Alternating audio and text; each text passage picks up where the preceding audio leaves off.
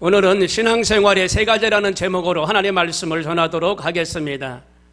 바울은 지금까지 여러 은사에 대해서 말씀해 왔지만 지금 본문 고린도전서 13장부터는 신앙생활의 세 가지를 중점적으로 말씀하고 있는 걸 알 수가 있습니다. 그래서 첫 번째로 소망을 가슴에 품고 살아라 라고 말씀하셨습니다. 한번 따라서 하십시다. 소망을 가슴에 품고 살아라. 바울은 영원한 것 가운데 이 세 가지는 항상 있을 것인데 그 중에 제일은 사랑이라고 말씀하셨어요. 근데 저는 말씀드리는데 소망을 먼저 품으라고 말씀을 드립니다. 그래야 살아갈 수가 있어요.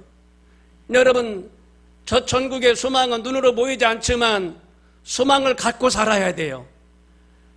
이 땅에 부귀와 영화와 이 땅에 꿈은 있지만은 소망이 없으면 헛것입니다. 그러므로 저 천국의 소망을 우리가 품고 살아야 돼요. 그래서 이 땅에서는 삶을 살다가 죽음이라는 죽음이 오는데 냉엄한 현실이기 때문에 누구한테나 다 올 수 있는 겁니다. 그렇기 때문에 저 천국의 소망을 품고 살아야 돼요. 여러분, 지금도 많은 사람들이 우리의 대열에서 죽어가고 있습니다. 그러면 사람이 죽으면은요, 그 사람은 기억에서 잊어져 버려요. 그 사람은 기억에서 금방 또 사라져요. 잊어버립니다. 그래서 냉엄한 현실이 죽음인 겁니다. 히브리서 9장 27절에 한번 죽는 것은 사람에게 정한 것이요 그 후에는 심판이 있다라고 말씀하고 있습니다. 부모님도 오래 살 것 같으나 그렇지 않고요. 우리도 젊어서 오래 살아갈 것 같으나 그렇지 않고요. 내일을 장담할 수 있는 사람은 없습니다. 예수님께서 처음에 오신 목적이 뭐냐? 죄를 사해 주시기 위해서 오셨어요. 예수님께서 다시 재림할 목적은 뭐냐? 다른 게 아닙니다. 이 땅에 사는 많은 사람들을 구원하고자 하셨으며 저 천국으로 데리고 가시려고 예수님은 다시 재림하신다는 겁니다. 초림하신 후에 누구나 예수 믿기만 하면 죄를 사해 주셨어요. 그때는 초림하실 때 예수님의 은혜입니다. 이제는요, 주님이 재림하실 텐데 그때는 구원받은 자들, 이 땅에서 구원받은 자들, 예수 그리스도를 믿고 은혜 가운데 삶을 사시다가 주님 재림하시면 구원받은 자들, 그 구원받은 자들을 전천국으로 데리고 가겠다라고 약속하시고 보증을 삼아 주셨습니다. 그래서 예수님이 재림하실 때는 그 구원받은 자들을 온전히 그 구원이 이루어지도록 하신다는 겁니다. 예수님께서 말씀하셨어요. 요한계시록 20장 13절에 바다가 그 가운데 죽은 자들을 내어주고 또 사망과 음부도 그 가운데서 죽은 자들을 내어주매 각 사람이 자기 행위대로 심판을 받고 사망과 음부도 불못에 던지오니 이것은 둘째 사망 곧 불못이라 누구든지 생명책에 기록되지 못한 자는 불못에 던지오더라 라고 말씀하고 있습니다. 지옥도 확실히 있다는 겁니다. 천국도 확실히 있다는 겁니다. 바다 가운데 죽은 자들이 내어주고라고 돼 있어요. 여기서는 뭐냐면은 시체가 아직 매장되지 않은 상태를 말합니다. 시체들이 있는 곳을 바다라고 하는데 그 바다에서 시체를 내어준다는 겁니다. 이게 둘째 사망이라는 겁니다. 예수를 믿지 않고 구원을 받지 않은 사람이 가는 곳이 어디냐? 지옥입니다. 게헨나, 지옥, 불못입니다. 영원한 형벌의 심판 불못이 있는 곳이 그곳인데 믿지 않으면 그곳에 던져진다라고 말합니다. 둘째 사망이 그것입니다. 여러분, 다시는 사망이 없고 애통하는 것이 없는 새하늘과 새 땅에 은혜가 도래하고 있다는 사실, 영원한 새 땅, 새하늘이 새로운 곳에서 준비되어 있다는 사실을 우리는 기억해야 돼요. 로마서 14장 10절에 보니까 사도 바울은 우리가 다 하나님의 심판대 앞에 서리라 말씀하셨어요. 심판대 앞에 서면은 책이 두 권 있는데 한 권은 태어날 때부터 기록된 책이 한 권이 있고 한 권은 믿음의 사람들이 상급받아야 될 그런 생명책이 있어요. 생명책. 이 생명책과 심판의 책 두 권이 있어요. 생명책인 구원받은 자들의 명단이 기록되어 있고, 심판을 받기 위해서 기록된 책은 농명이라고 그래요. 뭐냐, 사람이 태어나서 운명과 팔자가 있다고 그러는데, 그런 농명, 그것이 기록되어 있는 책이 하나 있다 이 말입니다. 그래서 악한 자들과 우상 숭배자들과 이 땅에 있을 동안 예수 그리스도를 믿지 않았던 불신자들, 그 사람들은 그 명단에 있는데 유황불에 떨어진다라고 말하고 있어요. 유황불은 꺼지지 않는 불입니다. 그 불은 못에서 나오는데 바닥에서 솟구쳐 오르는 유황불을 말합니다. 영원히 타는 불을 말합니다. 꺼지지 않는 불에 던져지리라 말씀하고 있어요. 그러나 우리는 소망이 넘치고 있는 것은 예수를 믿기 때문에, 누구든지 구원받을 수 있다는 것, 이 소망이 있기 때문에 그곳에 떨어지지 않고 영원한 천국에 입성하게 될 줄로 믿습니다. 요한복음 3장 16절에 보니까 하나님이 세상을 이처럼 사랑하사 독생자를 주셨으니 이는 저를 믿는 자마다 멸망치 않고 영생을 얻게 하려 하심이니라 라고 말씀하셨어요. 여기서 독생자는 헬라어로 모노게네스라고 말합니다. 하나님께서 유일하게 낳은 아들이 있는데 독생자 예수님이라는 겁니다. 그리고 세상은 코스모스라고 말하는데 유대인과 이방인과 온 인류를 가르쳐서 하는 말입니다. 그러므로 남녀간의 에로스적인 그런 사랑이 아니라 하나님께서 이 땅을 사랑하시는데 세상을 이처럼 사랑하사 사랑하는 건 믿음으로 구원받기를 원하신다라고 말씀하고 있어요. 그것이 영생입니다. 그래서 이 영생이 선행되기 위해서는 이 땅에서 예수 그리스도를 믿는 삶을 살아야 영생이 완성이 되는 겁니다. 여러분, 예수 믿으면 영생이 있다는 사실, 영원한 삶을 살고 영원한 천국에서 살아간다는 사실을 우리는 알아야 돼요. 예수 그리스도를 심으면 영생의 열매를 얻을 수가 있어요. 예수 그리스도를 믿지 않고 안 심으면 영생의 열매를 얻을 수가 없습니다. 예수 복음 듣고 예수 믿지 않는 사람은 씨앗을 심지 않은 사람입니다. 예수님 믿고 예수님의 그 복음을 심은 사람은 영생의 열매를 얻습니다. 너무나 중요해요. 저와 여러분은 예수님 심었기 때문에 영생의 열매를 얻게 될 줄로 믿습니다. 오직 생명의 씨앗은 뭐냐? 예수님인 거예요. 예수님의 생명의 씨앗을 심어야 영생을 얻을 수가 있어요. 그렇기 때문에 그리스도 없이 구원받을 수가 없습니다. 예수를 믿어 거듭나고 생명의 열매를 얻어야 돼요. 그리고 그 사람은 반드시 천국으로 가야 됩니다. 그리스도를 심지 않으면 지옥으로 갑니다. 예수님 심으면 천국으로 가게 되어 있습니다. 여러분, 천국이 왜 확실합니까? 천국서 예수님 오셨기 때문에 그런 겁니다. 하늘 보좌를 버리시고 하나님의 뜻대로 하나님의 독생자 예수가 이 땅에서 태어나셨어요. 100% 신이십니다. 100% 인간으로 태어나셨어요. 천국에서 오셨습니다. 예수님이 죽으시고 사흘 만에 부활하셔서 천국으로 가셨습니다. 천국이 확실히 있어요. 예수님 말씀하십니다. 요한복음 14장 1절에 보니까 너희는 마음에 근심하지 말라 하나님을 믿으니 또 나를 믿으라고 말씀하고 있습니다. 예수님께서 이 천국 헤븐, 천국에서 지금 우리의 기도를 기도해 주고 계시는데 마음에 근심하지 말라라고 말씀하시는 것은 지금 예수님이 지금 천국으로 가시는 상황에서 많은 무리들이, 제자들이 그 상황을 보고 있습니다. 그들에게 말합니다. 그들에게 권면합니다. 너희들 마음에 근심하지 말라라고 말씀하십니다. 하나님을 믿고 그리스도를 믿어라. 하나님을 믿고 그리스도를 믿어라. 믿으면 이와 같이 너희도 내가 간 그곳에서 같이 있게 될 것이다. 내가 거처를 예비하러 가노니 너희들 이곳에서 하나님을 잘 믿어라. 마음에 근심하지 말라 하나님을 믿으니 또 나를 믿어라. 강조하는 것을 볼 수가 있습니다. 하나님을 믿고 그리스도를 믿으라 명령합니다. 카르디아라고 말씀드렸죠. 마음. 영은 푸념합니다. 영과 마음이 같아요.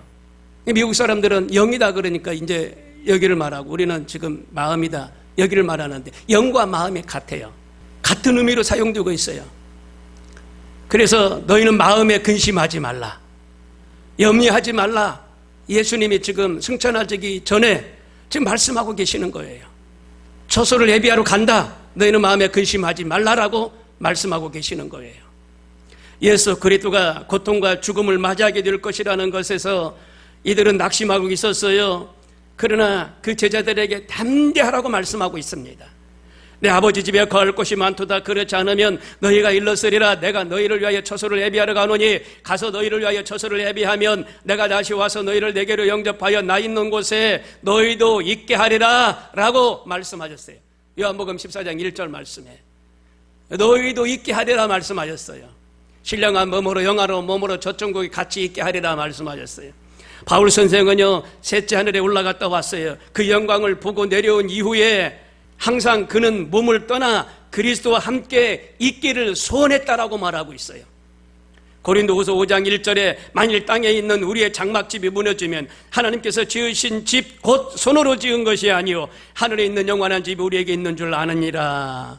땅에 있는 장막집, 주석가들은 말합니다. 육체를 비유하고 있습니다. 육체. 이 바울 사도가 직업이 장막지기였었습니다. 장막지기. 그래서 그 당시에 아시아에서 복음을 전할 때 여러 번 죽을 뻔했었어요. 그때마다 이 장막으로 피했거든요. 그래서 주석가들은 이 장막을 육신으로 비유를 삼고 있는 걸 알 수가 있어요. 그래서 이 장막집이 무너진다는 겁니다. 육신이 언젠가는 무너진다는 겁니다. 죽는다는 겁니다. 그럼 피할 곳이 어디입니까? 하늘에 있는 영원한 집을 말하고 있는데, 땅에 있는 이 장막집에 반대되는 개념인데 재림 때 변화될 성도들의 영광스러운 모습을 말하고 있습니다.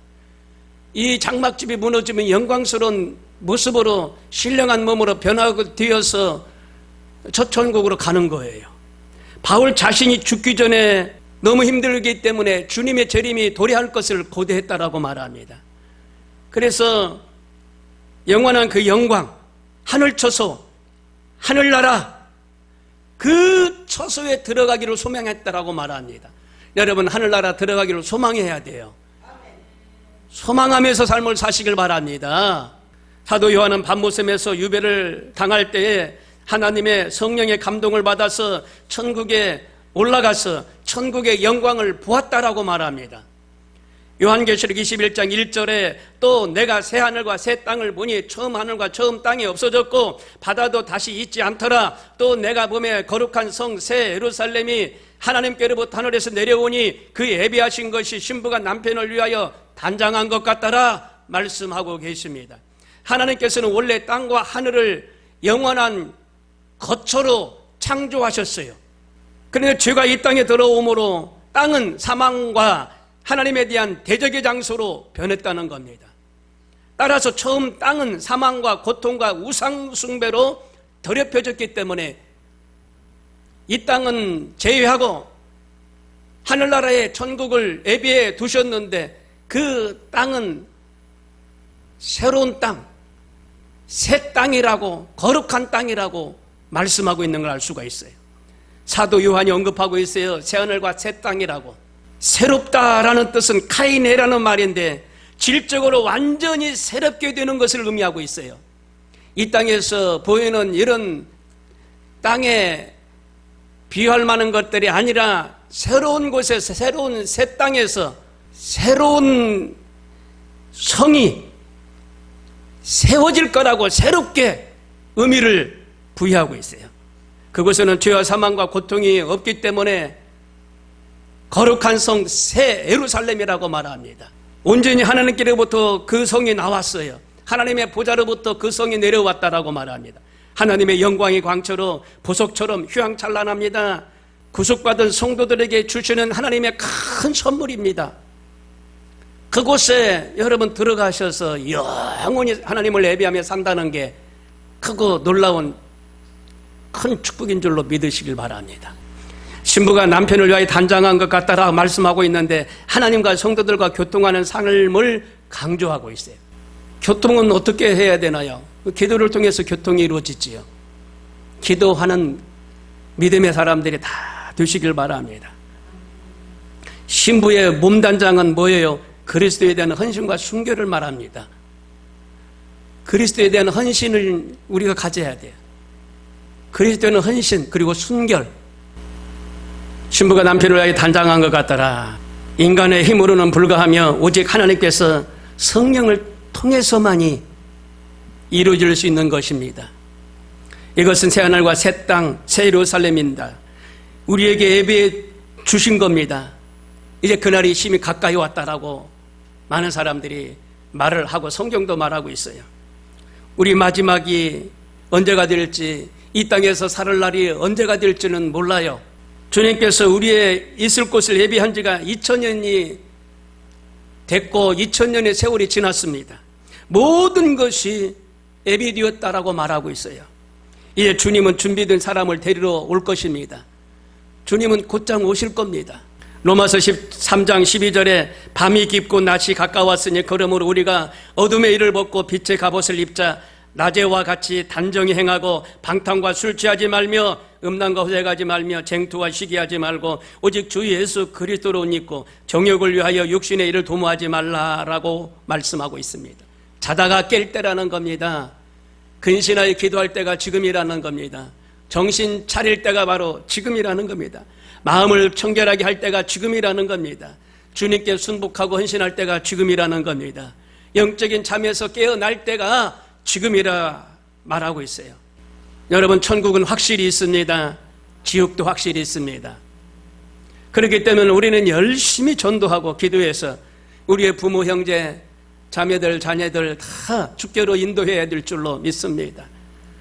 천국 소망이 있어야 돼요.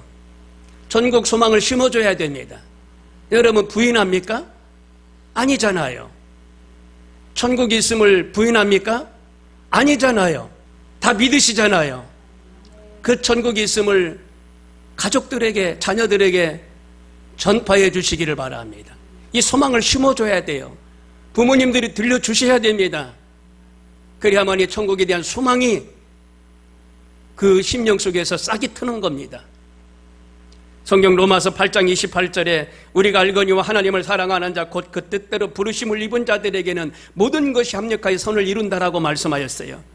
좋을 때도 있고 나쁠 때도 있지만, 성공할 때도 있고 안 될 때도 있지만 주님께서는 합력하여 선을 이루어 주신다는 겁니다.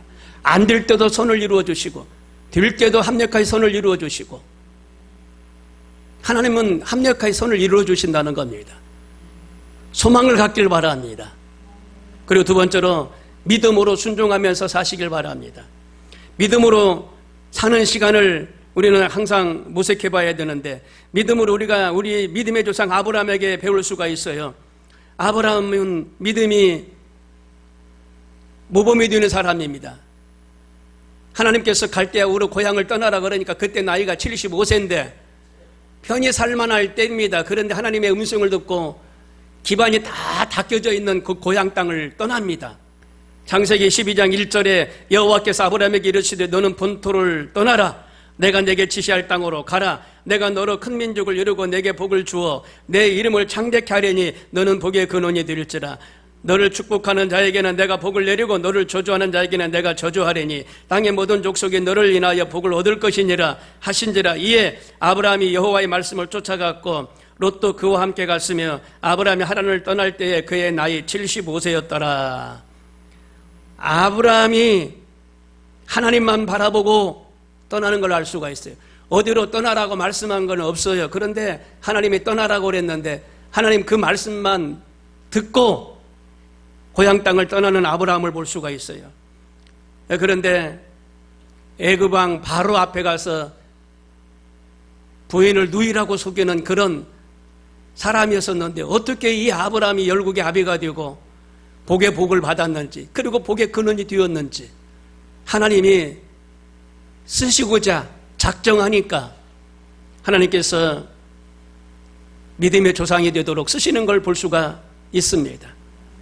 홍수 심판과 바벨탑 사건을 거쳐가지고 택한 민족이 이스라엘 백성들인데 그 이스라엘 민족의 열국의 아비가 되도록 하나님이 쓰셨어요. 너의 본토 친척 아비 집을 떠나라. 그 갈대와 우르는 친척들이 살았었어요. 조상대대로 살았었어요. 생활 먹고 마시는 것이 풍족했고 기반이 돼 있었는데 하나님은 떠나라는 겁니다. 갈 길이 어딘지도 모르지만 그 하나님이 떠나라고 했던 것은 가나안 땅입니다.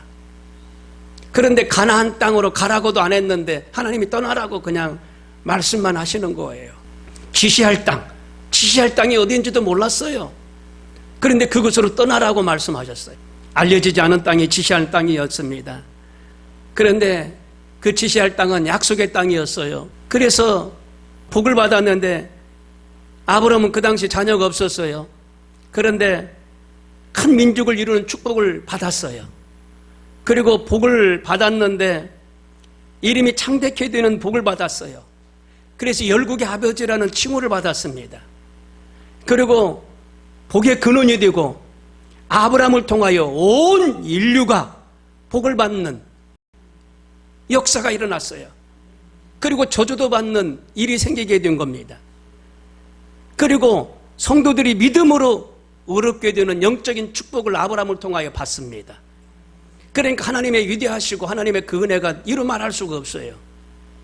히브리서 11장 8절을 보니까 믿음으로 아브라함은 부르심을 받았을 때에 순종하여 장래 기업으로 받을 땅에 나갈새 갈 바를 알지 못하고 나갔으며 라고 말씀하십니다. 어디로 가야 될 줄 몰랐어요. 그래서 전적으로 하나님의 인도하심을 받게 됩니다. 여러분, 전적으로 하나님의 인도하심을 받아야 사는 역사가 있어요. 그는 열국의 아버지요, 그는 선지자요, 하나님의 방백이요, 하나님의 종이요, 하나님의 벗이요, 믿음의 조상이라고, 메시아의 조상이라고 칭호를 듣는 놀라운 역사가 일어났습니다. 우리도 이 하루를 삶을 살아갈 때에 주님 의지하면서 주님의 영광을 바라보며 영광 돌리는 삶을 살아야 되겠습니다. 고린도후서 6장 1절로 보니까 우리가 하나님과 함께 일하는 자로서 너희를 권하노니 하나님의 은혜를 헛되이 받지 말라. 가라사대 내가 은혜 베풀 때에 너를 듣고 구원의 날에 너를 도왔다 하셨으니 보라 지금은 은혜 받을 만한 때요 보라 지금은 구원의 날이로다 라고 하셨습니다. 여러분, 우리가 이사할 때 택배한테 맡겨요. 이삿짐 센터에다 맡깁니다. 어떤 짐을 보낼 때는 택배한테 맡기는 거예요. 우리가 우리 짐을 예수님께 맡기는 거예요. 그런 은혜가 있어야 돼요. 맡기지 못하면 안 됩니다. 마태복음 11장 28절에 수고하고 무거운 짐진 자들아 다 내게로 오라 내가 너희를 쉬게 하리라 말씀하셨어요. 시편 68편 19절에 날마다 우리 짐을 지시는 주 곧 우리의 구원이신 하나님을 찬송할지니라. 우리의 무거운 짐을 날마다 지신다는 겁니다. 과거만 우리의 짐을 져주시는 분이 아니라 현재의 일도 미래의 짐까지도 다 져주시는 분이 예수님이라는 겁니다. 예수님께 맡겨야 돼요. 매일매일 수고하고 무거운 짐이 있는데 이걸 맡기라고 말합니다. 우리의 일을 행하시는 하나님, 에레미야 33장 2절에 보니까 일을 행하는 여호와, 그것을 지어 성천한 여호와 맡기라고 말씀하셨어요. 그 이름을 여호와라 하는 자가 이같이 이르노라. 너는 내게 부르짖으라. 내가 네게 응답하겠고 너희가 알지 못하는 크고 비밀한 일들을 너희에게 보이리라 말씀하셨어요. 그래서 우리가 하나님과 교통하는 건 기도해요. 기도해서 맡기세요.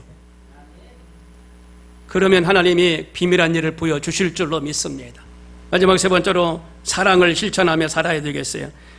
우리 모두 사람의 삶을 살고 있는데 사랑에 빚졌습니다. 인간적으로 봤을 때 부모의 몸을 빌려서 이 땅에 태어났기 때문에 부모님한테 사랑의 빚을 졌어요. 그리고 하나님께 빚을 졌어요. 그러니까 이 땅에서 실천하고 삶을 살아야 될 것은 사랑입니다. 요한 1서 4장 8절에 사랑하지 아니하는 자는 하나님을 알지 못하나니 이는 하나님은 사랑이심이니라. 하나님의 사랑이 우리에게 이렇게 나타난 바 되었으니 하나님이 자기의 독생자를 세상에 보내심은 저로 말미암아 우리를 살리려 하심이니라.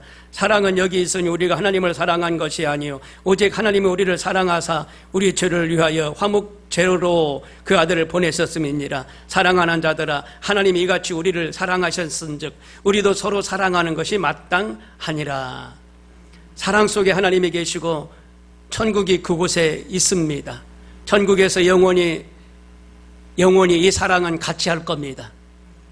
요한일서 4장에 보니까 하나님이 우리를 사랑하시는 사랑을 우리가 알고 믿었노니 하나님은 사랑이시니라. 사랑 안에 거하는 자는 하나님 앞에 거하고 하나님도 그 안에 거하시느니라. 이로써 사랑이 우리에게 온전히 이룬 것은 우리로 심판날에 담대함을 가지게 하려 함이니 주의 어떠하심과 같이 우리도 세상에 그러하니라. 사랑 가운데 하나님이 계시고 사랑 안에 천국이 있다는 겁니다.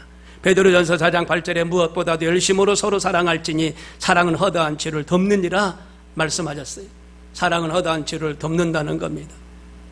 계산하지 않고 주는 사랑이 사랑입니다. 그저 부모의 사랑은 자녀에게 그저 줍니다. 받겠다고 주는 부모 없어요. 계산하지 않고 주는 사랑이 부모가 자녀한테 주는 사랑입니다. 부모가 자식을 사랑할 때 거저 줍니다. 그냥 줘요.